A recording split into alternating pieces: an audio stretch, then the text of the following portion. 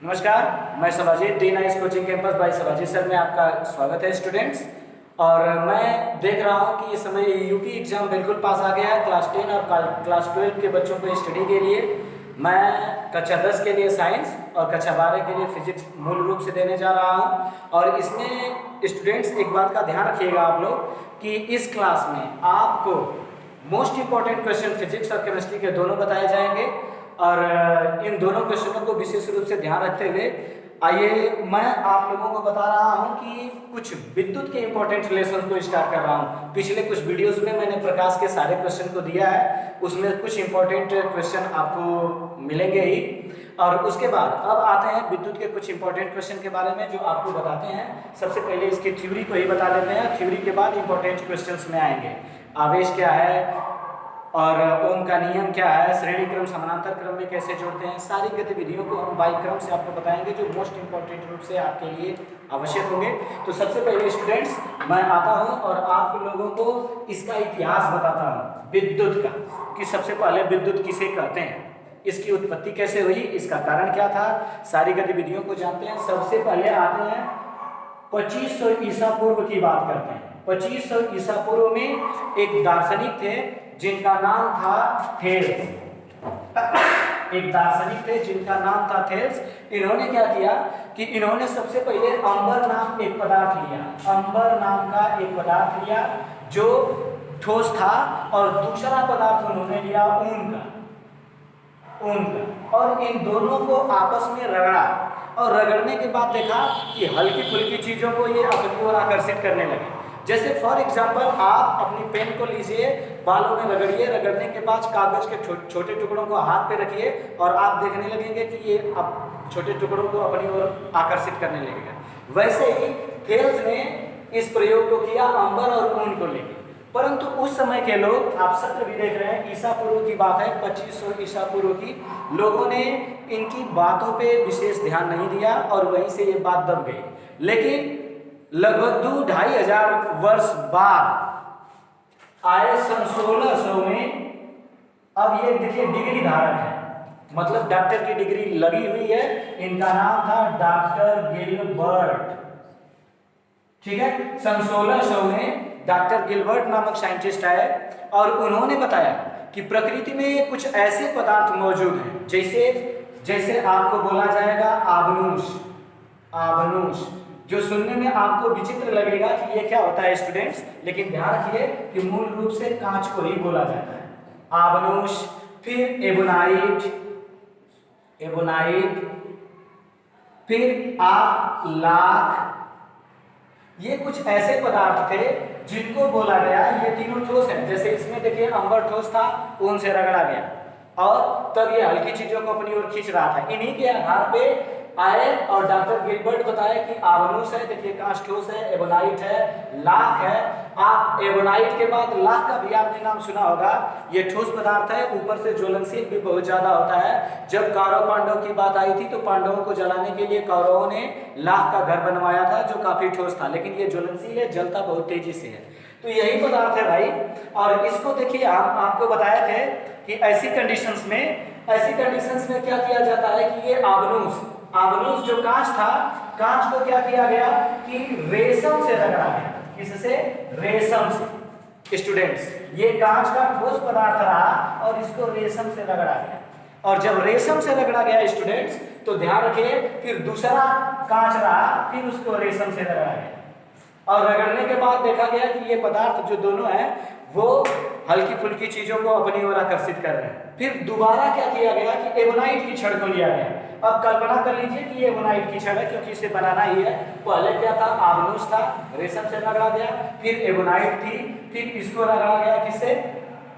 फर नामक पदार्थ से रगड़ा गया। और रगड़ने के बाद देखा गया कि ये भी हल्की फुल्की चीजों को अपनी ओर आकर्षित करने लगा।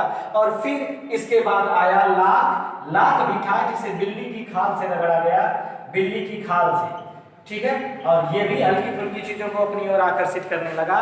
तब डॉक्टर थेल्स के दिमाग में एक बात आई परिभाषा देने की और पहले पदार्थ को बताने की, विद्युत से पहले स्टूडेंट्स, तब इन्होंने बताया कि सबसे पहले स्टूडेंट अगर आप ध्यान रखें कि इतनी बातों को आप शॉर्ट स्क्रीन मार सकते हैं। अगर आप इसे शॉर्ट स्क्रीन मार लीजिए, मैं इसको मिटा के फिर बातों को आगे बढ़ाऊंगा स्टूडेंट्स। चलिए, उम्मीद करते हैं कि आपने शॉर्ट स्क्रीन मार लिया होगा। अब इसके बाद थोड़ी सी प्रक्रिया को बताते हैं स्टूडेंट्स। देखिए, सबसे पहले हम क्या करेंगे कि इनको रगड़ने के बाद, अब ये बचे आबनूस, एबोनाइट, लाख। रगड़ने के बाद ये ठोस पदार्थ था। अब इन्होंने क्या किया, डॉक्टर गिलबर्ट ने सिद्धांत क्या दिया, जैसे दो पदार्थों को, देखिए ये दो पदार्थ थे, ये भी दो पदार्थ, ये दो पदार्थ, यदि दो पदार्थों को आपस में रगड़ने पर उनमें आकर्षण का गुण उत्पन्न हो, किसका, आकर्षण का। स्टूडेंट गलती से प्रतिकर्षण भी मत देने लगिएगा, इसमें आकर्षण की बात है। यदि दो पदार्थों को आपस में रगड़ने पर आकर्षण का गुण उत्पन्न हो स्टूडेंट्स, तब इसको बोलते हैं, इस घटना को पदार्थ का विद्युतमय होना। क्या बोलते हैं स्टूडेंट, पदार्थ का विद्युतमय होना। यदि दो पदार्थों को आपस में रगड़ने पर यदि उनमें घर्षण के कारण आकर्षण का गुण उत्पन्न हो जाता है तो पदार्थ विद्युतमय हो गया। ठीक है, अगर इन तीनों में आकर्षण का गुण उत्पन्न हो गया तो ये तीनों विद्युतमय हो गए, ये भी विद्युतमय हो गए। लेकिन अगर आकर्षण का गुण उत्पन्न नहीं है तो स्टूडेंट्स ये पदार्थ विद्युतमय नहीं है। और जब ये घटना पूरी घटित हो जाती है तो किसी भी पदार्थ के विद्युतमय होने की घटना को ही हम क्या कहते हैं, विद्युत। ये ध्यान रखिए। ठीक है, तो ये पूरी घटनाएं हो गई। विद्युत के बारे में सबसे पहले किसने बताया था अध्ययन के रूप में, तो हमने बताया थेल्स थे। फिर सन 1600 में आ गए डॉक्टर गिलबर्ट, जिन्होंने इन प्रकार की घटनाओं को लेकर के आबनूस, रेशम, एबोनाइट, फर और लाख, बिल्ली की खाल से रगड़ करके विद्युत के संबंधित घटनाओं को दिया। और विद्युत से संबंधित घटनाओं के बाद स्टूडेंट्स एक बात और आपसे पूछते हैं, क्या आपके माइंड में आ रहा है, आपको कई बार से आप 10th में आ चुके हो, कई बार सर जी लोग बताए होंगे कि समान आवेश में प्रतिकर्षण होता है और विपरीत आवेश में आकर्षण होता है। क्या स्टूडेंट आप बता सकते हो कि ये बात कैसे माइंड में आई?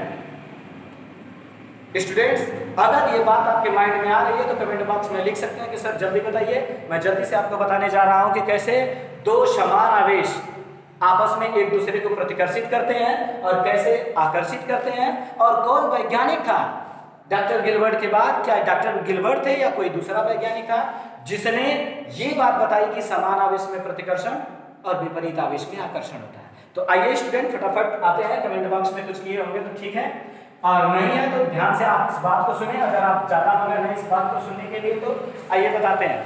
1600 के बाद लगभग 150 साल बाद, 150 साल बाद वैज्ञानिक आए, अमेरिकन वैज्ञानिक। अभी देखिए डॉक्टर गिलबर्ट आपके दिमाग में आएगा कहाँ के वैज्ञानिक थे, तो ये इंग्लैंड के वैज्ञानिक थे। अब आ गए डॉक्टर गिलबर्ट के बाद फ्रैंकलिन। तो फ्रैंकलिन कहाँ के वैज्ञानिक थे? फ्रैंकलिन वैज्ञानिक थे, फ्रैंकलिन वैज्ञानिक थे अमेरिका के, अमेरिका। इस बात का ध्यान रखिए, ये अमेरिका के साइंटिस्ट थे स्टूडेंट्स। इन्होंने क्या किया कि देखा कि एक ये है हमारी आबनूस, आबनूस जिसको बोला था, और रगड़ा इसे रेशम से। ये है आबनूस और रगड़ा इसे रेशम से। किससे रगड़ा? रेशम से, और रेशम से रगड़ा। फिर दूसरा का उसके दिमाग में आबनूस को क्यों रगड़ना है, आबनूस को फिर इसमें रेशम से रगड़ा। ठीक है, सेम प्रकृति है आबनूस और रेशम। अब इसके दिमाग में आया कि दोनों पदार्थ विद्युतमय हो चुका है, ले चलते हैं दोनों छड़ों को पास रखते हैं। तो पास रखने की जैसे ही कोशिश किया, आप जैसे चुंबक फोड़ के सटाते हो तो देखते हो कि सटता नहीं है, पीछे ठेलता है। उसी तरह से ये दोनों छड़ें भी एक दूसरे को पीछे ठेलने लगी, मतलब प्रतिकर्षण का गुण उत्पन्न हो गया स्टूडेंट्स। फिर उसका दिमाग नहीं माना, अब एक बार पे प्रैक्टिकल नहीं होगा। तब उसने फिर क्या किया, दूसरी छड़ लिया, और दूसरी छड़ में ले लिया एबोनाइट। किसको ले लिया? Ebonite, ebonite. ठीक है, और उसको रगड़ दिया बेटा फर से, फर से रगड़ा, और दूसरी छड़ के साथ भी वही प्रक्रिया किया, और फिर इन दोनों को पास लाया तो फिर हुआ प्रतिकर्षण। ठीक है, तब इसके दिमाग में तीसरा खुराफाती आइडिया। साइंटिस्ट हमेशा खुराफाती होते हैं, चाहे वो एडिसन रहा हो चाहे जेम्स वाट रहा हो। अब इसके दिमाग में आया कि समान समान प्रकार की छड़ें ले रहे हैं तो प्रतिकर्षण हो रहा है, तो क्यों न एक बार एबोनाइट को ले, आबनूस को ले लें, और दूसरा किसको ले लें? एबोनाइट को। और जब दोनों छड़ों को अलग अलग पदार्थों से रगड़ने के बाद दोनों को पास लेके आए तो दोनों आपस में चिपक गए और गुण उत्पन्न हुआ था आकर्षण। ठीक है, आकर्षण ये था आबनूस और ये एबोनाइट। ठीक है, ये बात इन्होंने कब बताई थी? 1750। देखिए, समान प्रकार की छड़ों को लिया तो प्रतिकर्षण हो रहा था, जब विपरीत प्रकार की छड़ों को ले लिया तब आकर्षण होने लगा। ठीक है, तो यहीं से क्लियर हो गया। तभी उन्होंने 1750 में अपनी परिकल्पना व्यक्त की। मोस्ट इंपॉर्टेंट है स्टूडेंट्स, पूछता है कि फ्रैंकलिन की परिकल्पना क्या है, और यही फ्रैंकलिन ने ही बताया था कि समान आवेश में प्रतिकर्षण और विपरीत आवेश में आकर्षण होता है स्टूडेंट्स। इसीलिए जब प्रोटॉन प्रोटॉन की बात आती है तो प्रोटॉन प्रोटॉन में आप बोलते हो कि प्रतिकर्षण हो रहा है, इलेक्ट्रॉन इलेक्ट्रॉन की बात आती है तो बोलते हो आप प्रतिकर्षण हो रहा है। लेकिन जैसे ही प्रोटॉन और इलेक्ट्रॉन की बात होती है आप बोलोगे ये क्या करता है, आपस में आकर्षित करने लगता है स्टूडेंट्स। तो यहीं से आप इस बात को ध्यान रखें कि आज हमारा रहा विद्युत से रिलेटेड इतिहास। स्टूडेंट्स, हमारी वीडियोस कैसे लगी कमेंट बॉक्स में जरूर बताइएगा, और मैं कोशिश करूंगा स्टूडेंट्स ज़्यादा से ज़्यादा इसे शेयर करें, चैनल को सब्सक्राइब करें और हमारा मनोबल बढ़ाएं। तब तक के लिए धन्यवाद स्टूडेंट्स, नमस्कार।